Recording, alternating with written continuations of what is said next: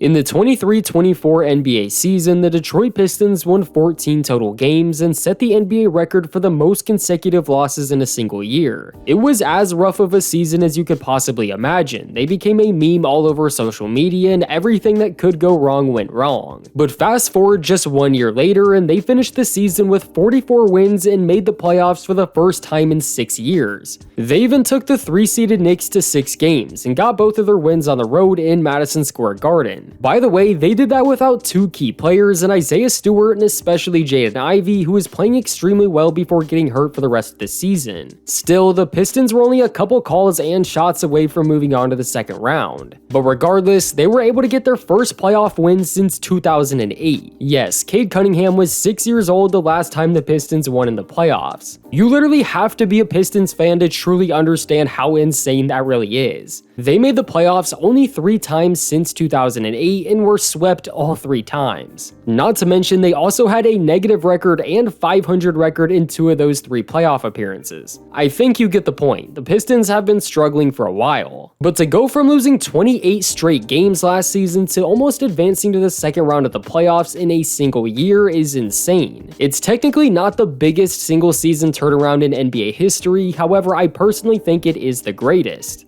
It's the 6th best 1-year improvement ever, which is already historic. What puts them over the top for me is the fact that every other team that statistically had a bigger turnaround all added at least 1 future Hall of Famer in the offseason. The 07-08 Celtics added Kevin Garnett and Ray Allen. The 97-98 Spurs drafted Tim Duncan, and also David Robinson only played 6 games the season before. The 89-90 Spurs drafted David Robinson. The 04-05 Suns added Steve Nash, and the 79-80 Celtics drafted Larry Bird. So unless like Tobias Harris goes crazy and becomes a Hall of Famer, the Pistons were able to improve without adding a superstar talent. All they had to do was add a few shooters for better spacing and fire Monty Williams, who I genuinely think was trying to sabotage the team. If you watched the Pistons at all last season, you know how bad he was. But they were able to replace him with JB Bickerstaff, who was a big piece in helping turn around the Cavaliers. He obviously made a massive difference in this year's Pistons and was even a Coach of the Year candidate in his first year. He almost won the award after taking over a 14-win team. That's unheard of. And ironically enough, the guy that replaced JB Bickerstaff on the Cavs is who actually won it. It's a pretty wild situation, but I guess I just look at it as a win-win for both teams. Then on top of getting the right guy to coach the team, they also got the right players. Tim Hardaway Jr., Tobias Harris, and Malik Beasley are all good 3-point shooters, which is something they lacked during their 14-win season. The spacing of the team was much better this year because of it. Plus, all 3 of them are veteran players, which again they also lacked. It's cool to see Tobias Harris back in Detroit for this turnaround, and Malik Beasley ended up having the best shooting season of his career. He played all 82 games, made the second most threes out of anyone in the NBA this year, and shot 42% while doing it. That spacing also helped Cade Cunningham truly start to take his game to the next level. His numbers improved across the entire board, and he averaged career highs in like every major stat. I was glad the Pistons made the playoffs just so people got to see how good Cade really is. The Pistons started the season with 4 nationally televised games, so if you weren't going out of your way to watch them play, then you have no idea how good they've been. ESPN had him ranked as the 67th best player in the NBA going into this season, and if you scroll through the list, a lot of the names ahead of him are just laughable. He was huge in the series against the Knicks and had quarters where he completely took over. Cade has legitimately been one of the best playmakers in the whole NBA, and I highly recommend you go watch the full video I made on him after this one. He's the heart and soul of the team, and as long as he's there, they should continue the trajectory that they're on. Plus, the other young guys on the team have gotten better. Asar Thompson was eased back into things after dealing with a blood clot issue last season, but started to look a lot better by the end of the season. The Thompson twins both literally have superpowers. I really think Asar is going to be a pretty large piece of the roster going forward. Jalen Duren has also been such a big piece to the team, and he's still super young. He's going to be 21 years old by the time the next season starts. Then there's Jaden Ivey, who is having a really good season before fracturing his leg on the very first day of 2025. He took a step in the right direction and would have been a massive part of the team had he stayed healthy. So for the Pistons to still make the playoffs and almost advance to the second round without one of their biggest players is insane. A lot of people are going to be surprised when they see him play next year. Once he's healthy again, he'll quickly remind everyone what the team has been missing.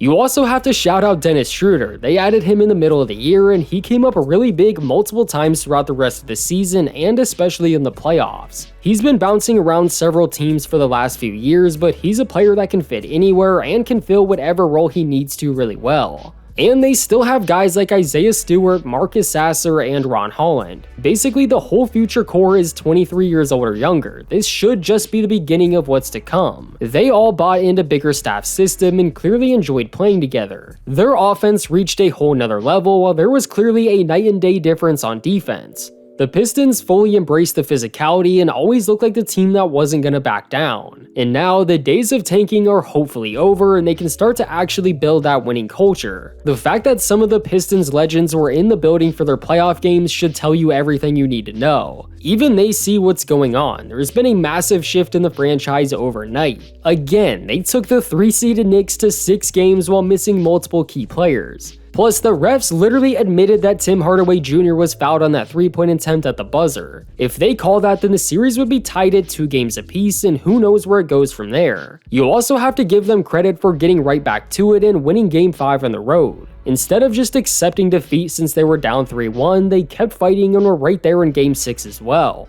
The Knicks are a good team. Imagine saying 1 year ago that the Pistons would almost beat the Knicks that added Mikal Bridges and Karl Anthony Towns in a 7-game series. I know Pistons fans were expecting things to look better this year, but I don't even think they could have predicted how this year would have gone. In the moment, it definitely sucks to lose in the playoffs the way they did, but when you zoom out, what they did is beyond impressive. They could have gotten swept and it still would have been a beyond successful season. This team used to have guys like Rodney Stuckey, Greg Monroe, and Killian Hayes being talked about as possible future stars at one point. They've come a very long way. I've seen people criticizing how Pistons fans were acting on social media during the playoffs, but come on now. They've had to root for a team that's done almost nothing but underperform for the last 20 years. And it's honestly almost worse for the fans that witnessed that 04 championship, and especially worse for the fans that were there in the late 80s, early 90s. The Pistons used to be winners, so it's cool to see them finally start to win again. They deserve it at this point. And one more impressive thing I'll mention about this whole turnaround in general is that they've been able to do it while not really having the best luck when it comes to the draft lottery. Yes, they won it in 2021 where they thankfully got Cade Cunningham, but in the 2022, 23, and 24 drafts, they've had the 5th pick every single year. That's a 23-win season, a 17-win season, and a 14-win season that all resulted in the 5th overall pick. I'm not saying they had to have the 1st pick again, but they couldn't get the 2, 3, or even 4. They could have gone 0-82 yet somehow still get that 5th overall pick.